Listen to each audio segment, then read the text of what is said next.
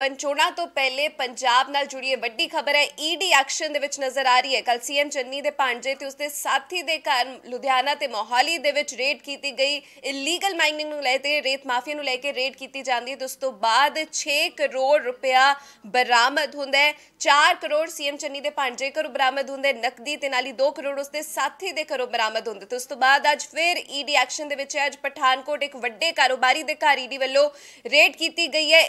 रेत माफिया ਨੂੰ ਲੈ ਕੇ ਰੇਡ ਕੀਤੀ ਗਈ ਹੈ ਤੇ ਇਹ ਵੀ ਕਿਹਾ ਜਾ ਰਿਹਾ ਹੈ ਕਿ 3 ਤੋਂ 4 ਦਿਨ ਛਾਪੇਮਾਰੀ ਚੱਲੇਗੀ। ਦਸਤਾਵੇਜ਼ ਕੁਝ ਜ਼ਰੂਰੀ ਦਸਤਾਵੇਜ਼ ਬਰਾਮਦ ਕੀਤੇ ਗਏ ਨੇ। ਪਠਾਨਕੋਟ ਦੇ ਵਿੱਚ ਇਹ ਰੇਡ ਕੀਤੀ ਗਈ ਹੈ ਤਾਂ ਸੁਨੀਲ ਜੋਸ਼ੀ ਕਿਹਾ ਜਾ ਰਿਹਾ ਹੈ। ਸੂਤਰਾਂ ਦੇ ਹਵਾਲੇ ਤੋਂ ਵੱਡੀ ਖਬਰ ਹੈ ਕਿ ਸੁਨੀਲ ਜੋਸ਼ੀ ਵੀ ਕਾਂਗਰਸ ਦੇ ਨਾਲ ਜੁੜਿਆ ਹੋਇਆ, ਪੰਜਾਬ ਕਾਂਗਰਸ ਦੇ ਨਾਲ ਜੁੜਿਆ ਹੋਇਆ ਸੁਨੀਲ ਜੋਸ਼ੀ ਤਾਂ ਰੇਤ ਮਾਫੀਆ ਨੂੰ ਲੈ ਕੇ ਇਸ ਦੇ ਘਰ ਅੱਜ ਈਡੀ ਵੱਲੋਂ ਛਾਪੇਮਾਰੀ ਕੀਤੀ ਜਾ ਰਹੀ ਹੈ। ਤਾਂ ਕੱਲ ਲੁਧਿਆਣਾ ਤੇ ਮੋਹਾਲੀ ਦੇ ਵਿੱਚ ਸੀਐਮ ਚੰਨੀ ਦੇ ਭਾਂਜੇ ਦੇ ਘਰ ਛਾਪੇਮਾਰੀ ਕੀਤੀ ਜਾਂਦੀ ਹੈ। ਲੀਗਲ ਮਾਈਨਿੰਗ ਨੂੰ ਲੈ ਕੇ ਕੀਤੀ ਜਾਂਦੀ ਹੈ। ਇਹ ਵੀ ਕਿਹਾ ਜਾ ਰਿਹਾ ਹੈ ਕਿ 2 ਤੋਂ 3 ਦਿਨ ਛਾਪੇਮਾਰੀ ਚੱਲੇਗੀ। ਕੁਝ ਜ਼ਰੂਰੀ ਦਸਤਾਵੇਜ਼ ਉਥੋਂ ਬਰਾਮਦ ਕੀਤੇ ਗਏ ਨੇ ਤੇ ਅੱਜ ਫਿਰ ਸਵੇਰ ਚੜ੍ਹਦੀ ਆਈ ਈਡੀ ਬਿਲਕੁਲ ਐਕਸ਼ਨ ਦੇ ਵਿੱਚ ਨਜ਼ਰ ਆ ਰਹੀ ਹੈ। ਪਠਾਨਕੋਟ ਦੇ ਵਿੱਚ ਇੱਕ ਵੱਡੇ ਕਾਰੋਬਾਰੀ ਦੇ ਘਰ ਰੇਡ ਕੀਤੀ ਜਾ ਰਹੀ ਹੈ ਈਡੀ ਵੱਲੋਂ। ਈਡੀ ਨੇ ਸੁਨੀਲ ਜੋਸ਼ੀ ਜੋ ਕਿ ਵੱਡੇ ਕਾਰੋਬਾਰੀ ਨੇ ਰੇਤ ਮਾਫੀਆ ਨੂੰ ਲੈ ਕੇ ਉਹਨਾਂ ਦੇ ਘਰ ਰੇਡ ਕੀਤੀ ਜਾ ਰਹੀ ਹੈ ਤੇ ਇਸ ਦੇ ਨਾਲ ਹੀ ਕੁਝ ਜ਼ਰੂਰੀ ਦਸਤਾਵੇਜ਼ ਨੇ ਉਹ ਬਰਾਮਦ ਕੀਤੇ ਗਏ ਨੇ। ਤਾਂ ਚੋਣਾਂ ਤੋਂ ਪਹਿਲੇ ਪੰਜਾਬ ਨਾਲ ਜੁੜੀ ਵੱਡੀ ਖਬਰ ਹੈ। ਬੀਤੇ ਦਿਨੀ ਸਵੇਰੇ ਸੀਐਮ ਚੰਨੀ ਦੇ ਭਾਂਜੇ ਘਰ ਈਡੀ ਦਾ ਛਾਪਾ ਪਿਆ ਸੀ। ਛਾਪੇ ਤੋਂ ਬਾਅਦ ਬੀਤੀ ਰਾਤ ਹੋਏ ਮਾਮਲੇ 'ਚ ਵੱਡੇ ਖੁਲਾਸੇ 4 ਕਰੋੜ ਕੈਸ਼ ਮਿਲਿਆ ਸੀਐਮ ਚੰਨੀ ਦੇ ਭਾਂਜੇ ਦੇ ਘਰੋਂ। 2 ਕਰੋੜ ਕੈਸ਼ ਮਿਲਿਆ ਸੀਐਮ ਚੰਨੀ ਦੇ ਭਾਂਜੇ ਦੇ ਦੋਸਤ ਦੇ ਘਰੋਂ ਤੇ ਈਡੀ ਨੇ ਕੁੱਲ ਮਿਲਾ ਕੇ 6 ਕਰੋੜ ਦੀ ਨਕਦੀ ਹੈ ਉਹ ਬਰਾਮਦ ਕੀਤੀ। ਅੱਜ ਫਿਰ ਪਠਾਨਕੋਟ 'ਚ ਇੱਕ ਵੱਡੇ ਕਾਰੋਬਾਰੀ ਦੇ ਘਰ ਈਡੀ ਵੱਲੋਂ ਛਾਪੇਮਾਰੀ ਕੀਤੀ ਜਾ ਰਹੀ ਹੈ। ਰੇਤ ਮਾਫੀਏ ਨੂੰ ਲੈ ਕੇ ਛਾਪੇਮਾਰੀ ਕੀਤੀ ਜਾ ਰਹੀ ਹੈ। ਇਸ ਦੇ ਨਾਲ ਹੀ ਕੁਝ ਜ਼ਰੂਰੀ ਦਸਤਾਵੇਜ਼ ਨੇ ਉਹ ਬਰਾਮਦ ਕੀਤੇ ਗਏ ਨੇ। ਤਾਂ ਚੋਣ ਜ਼ਾਬਤਾ ਲੱਗਿਆ ਹੋਇਆ ਪੰਜਾਬ ਦੇ ਵਿੱਚ। ਹਾਲਾਂਕਿ ਸੀਐਮ ਚੰਨੀ ਕੱਲ ਨਿਸ਼ਾਨਾ ਸਾਧਦੇ ਹੋਏ ਨਜ਼ਰ ਆਏ ਨੇ। ਇਹ ਕਿਹਾ ਹੈ ਕਿ ਕਿਉਂਕਿ ਫਿਰੋਜ਼ਪੁਰ ਰੈਲੀ ਦੇ ਨਾਲ ਇਸ ਨੂੰ ਜੋੜਿਆ ਜਾ ਰਿਹਾ। ਸੀਐਮ ਚੰਨੀ ਦਾ ਕਹਿਣਾ ਹੈ ਕਿਉਂਕਿ ਜੇਕਰ ਮੈਂ ਡਾਂਗਾ ਚਲਾ ਦਿੰਦਾ ਉੱਥੇ ਜਿਹੜੇ ਲੋਕ ਬੈਠੇ ਹੋਏ ਸੀ ਜਿਨ੍ਹਾਂ ਨੇ ਘੇਰਾ ਪਾਇਆ ਸੀ, ਜੇਕਰ ਮੈਂ ਉਹਨਾਂ ਤੇ ਡਾਂਗਾ ਚਲਾ ਦਿੰਦਾ, ਗੋਲੀਆਂ ਚਲਾ ਦਿੰਦਾ, ਉਹਨਾਂ ਨੂੰ ਉੱਥੋਂ ਚੱਕ ਦਿੰਦਾ ਤਾਂ ਸ਼ਾਇਦ ਮੇਰੇ ਤੇ ਕਾਰਵਾਈ ਨਾ ਹੁੰਦੀ ਜਾਂ ਮੈਨੂੰ ਜ਼ਬਰਦਸਤੀ ਇਸ ਦੇ ਨਾਲ ਨਾ ਜੋੜਿਆ ਜਾਂਦਾ। ਪਰ ਜਿਸ ਤਰ੍ਹਾਂ ਮੈਂ ਆਪਣੇ ਲੋਕਾਂ ਤੇ ਪੰਜਾਬੀਆਂ ਦੇ ਨਾਲ ਖੜਿਆ ਰਿਹਾ, ਮੈਂ ਪੰਜਾਬੀਆਂ ਦੇ ਹੱਕ ਦੇ ਵਿੱਚ ਖੜਿਆ ਰਿਹਾ, ਮੈਂ ਪੰਜਾਬੀਆਂ ਦੇ ਨਾਲ ਖੜਿਆ ਰਿਹਾ, ਮੈਂ ਕੋਈ ਡਾਂਗਾ ਨਹੀਂ ਵਰਸਾਈਆਂ ਆਪਣੇ ਪੰਜਾਬੀਆਂ ਤੇ, ਤਾਂ ਕਰਕੇ ਜ਼ਬਰਦਸਤੀ ਇਸ ਨੂੰ ਮੇਰੇ ਨਾਲ ਜੋੜਿਆ ਜਾ ਰਿਹਾ, ਰੇਤ ਮਾਫੀਏ ਨੂੰ ਮੇਰੇ ਨਾਲ ਜ਼ਬਰਦਸਤੀ ਜੋੜਿਆ ਜਾ ਰਿਹਾ। ਤੇ ਇਹ ਕਿਹਾ ਉਹਨਾਂ ਨੇ ਕਿ ਹੁਣ ਦੇਖਣਾ ਬਣਦਾ ਹੈ ਕਿ ਕਿਸ ਤਰ੍ਹਾਂ ਮੈਨੂੰ ਵੀ ਇਹਦੇ ਵਿੱਚ ਇਸ ਜਾਲ ਦੇ ਵਿੱਚ ਲਿਆਇਆ ਜਾਏਗਾ। ਕਿਉਂਕਿ ਫਿਰੋਜ਼ਪੁਰ ਰੈਲੀ ਦੇ ਵਿੱਚ ਦੇ ਨਾਲ ਇਹ ਘਟਨਾ ਜੋੜ ਕੇ ਉਹਨਾਂ ਨੇ ਕਿਹਾ ਕਿ ਫਿਰੋਜ਼ਪੁਰ ਦੇ ਵਿੱਚ ਜੇਕਰ ਮੈਂ ਉਸ ਟਾਈਮ ਉਹ ਜਿਹੜੇ ਮੇਰੇ ਲੋਕ ਬੈਠੇ ਸੀ, ਪੰਜਾਬੀ ਬੈਠੇ ਸੀ, ਜੇ ਮੈਂ ਪੰਜਾਬ ਵਾਸੀਆਂ ਨੂੰ ਉੱਥੋਂ ਚੱਕ ਦਿੰਦਾ, ਡਾਂਗਾ ਵਰਸਾ ਕੇ ਚਕਵਾ ਦਿੰਦਾ ਉਹਨਾਂ ਨੂੰ ਉੱਥੋਂ, ਤਾਂ ਸ਼ਾਇਦ ਜਦ ਰੈਲੀ ਹੋ ਜਾਂਦੀ ਤਾਂ ਅੱਜ ਸ਼ਾਇਦ ਇਹ ਦਿਨ ਨਾ ਆਂਦਾ।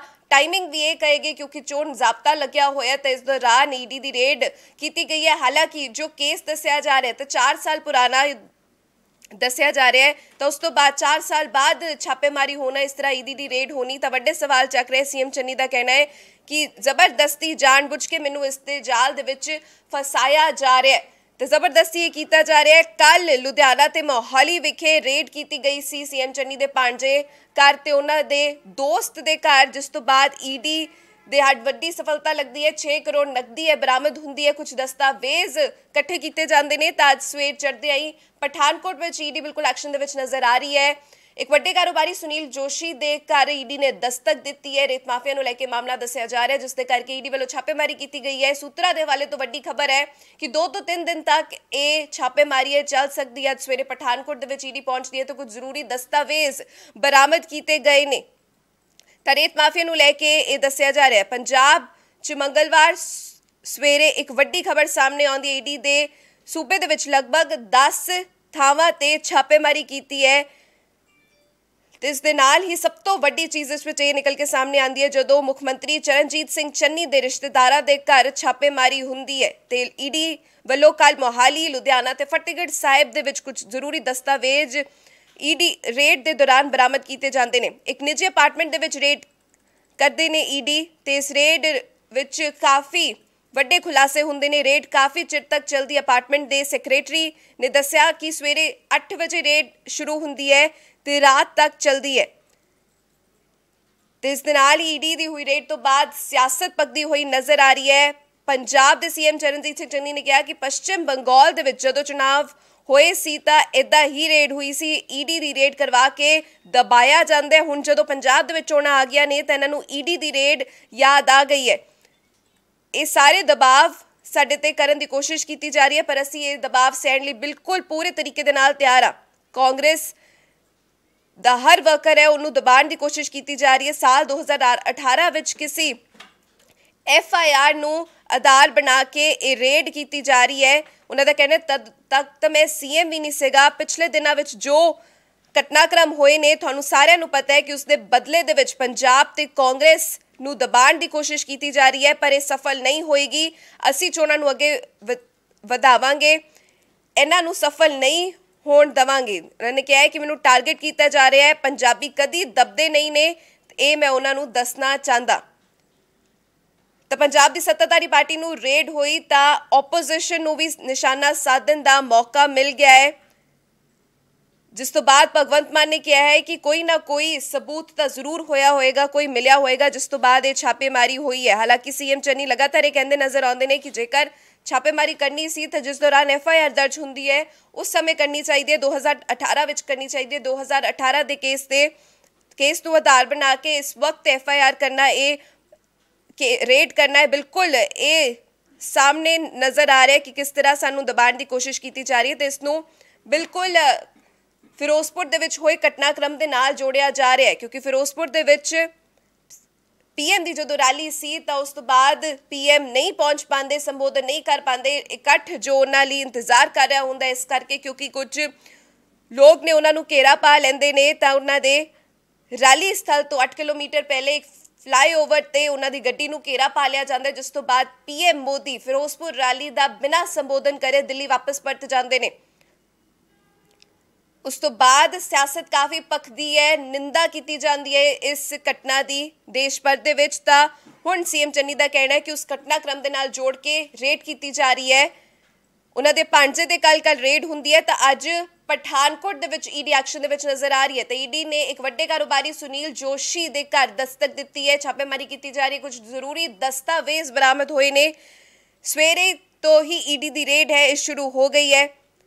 ਤੇ ਇਹ ਵੀ ਕਿਹਾ ਜਾ ਰਿਹਾ, ਸੂਤਰਾਂ ਦੇ ਹਵਾਲੇ ਤੋਂ ਵੱਡੀ ਖਬਰ ਹੈ ਕਿ ਕਾਂਗਰਸ ਦੇ ਨਾਲ ਜੁੜੇ ਹੋਏ ਨੇ ਸੁਨੀਲ ਜੋਸ਼ੀ ਦਾ ਪੰਜਾਬ ਕਾਂਗਰਸ ਦੇ ਨਾਲ ਕੁਝ ਨਿੱਜੀ ਸੰਬੰਧ ਹੈ, ਜਿਸ ਨੂੰ ਲੈ ਕੇ ਹੁਣ ਇਹਨਾਂ ਨੂੰ ਵੀ ਦਬਾਉਣ ਦੀ ਕੋਸ਼ਿਸ਼ ਕੀਤੀ ਜਾ ਰਹੀ ਹੈ। ਜਿਸ ਤਰ੍ਹਾਂ CM ਚੰਨੀ ਨੇ ਕਿਹਾ ਕਿ ਈਡੀ ਦੀ ਰੇਡ ਇਸ ਵਕਤ ਹੋਣਾ ਜਦੋਂ ਚੁਣਾਵ ਬਿਲਕੁਲ ਸਿਰ ਤੇ ਨੇ, ਬਿਲਕੁਲ ਚੋਣਾਂ ਬਿਲਕੁਲ ਸਿਰ ਤੇ ਨੇ, ਤਾਂ ਇਹ ਬਿਲਕੁਲ ਇਹ ਦਰਸਾਉਂਦਾ ਹੈ ਕਿ ਜਿਸ ਤਰ੍ਹਾਂ ਪੰਜਾਬ ਤੇ ਕਾਂਗਰਸੀਆਂ ਨੂੰ ਦਬਾਉਣ ਦੀ ਕੋਸ਼ਿਸ਼ ਕੀਤੀ ਜਾ ਰਹੀ ਹੈ, ਪਰ ਅਸੀਂ BJP ਨੂੰ ਸਫਲ ਨਹੀਂ ਹੋਣ ਦੇਵਾਂਗੇ ਕਿਉਂਕਿ ਪੰਜਾਬੀ ਕਦੀ ਦਬਦੇ ਨਹੀਂ ਨੇ। ਤਾਂ ਘਟਨਾਕ੍ਰਮ ਫਿਰੋਜ਼ਪੁਰ ਰੈਲੀ ਦੇ ਨਾਲ ਜੋੜਦੇ ਹੋਏ ਕਿਹਾ ਤੇ ਨਾਲ ਇਹ ਵੀ ਕਿਹਾ ਕਿ ਜੇਕਰ ਰੇਡ ਕਰਨੀ ਹੀ ਸੀ ਤਾਂ ਸਾਲ 2018 ਜਦੋਂ FIR ਦਰਜ ਕੀਤੀ ਜਾਂਦੀ ਹੈ ਤਾਂ ਉਸ ਤੋਂ ਬਾਅਦ ਹੀ ਐਕਸ਼ਨ ਲਿਆ ਜਾਣਾ ਚਾਹੀਦਾ ਸੀ, ਪਰ ਇਸ ਤਰ੍ਹਾਂ 3 ਸਾਲ ਬਾਅਦ ਐਕਸ਼ਨ ਲਿਆ ਜਾ ਰਿਹਾ ਹੈ। ਤਾਂ ਇਹ ਸਾਫ਼ ਪਤਾ ਲੱਗਦਾ ਹੈ ਕਿ ਕਿਸ ਤਰ੍ਹਾਂ ਚੋਣਾਂ ਦੇ ਨਜ਼ਦੀਕ ਹੈ ਕਾਂਗਰਸ ਨੂੰ ਘੇਰਾ ਪਾਉਣ ਦੀ ਕੋਸ਼ਿਸ਼ ਕੀਤੀ ਜਾ ਰਹੀ ਹੈ, ਪੰਜਾਬ ਕਾਂਗਰਸ ਤੇ ਨਿਸ਼ਾਨਾ ਸਾਧਨ ਦੀ ਕੋਸ਼ਿਸ਼ ਕੀਤੀ ਜਾ ਰਹੀ ਹੈ।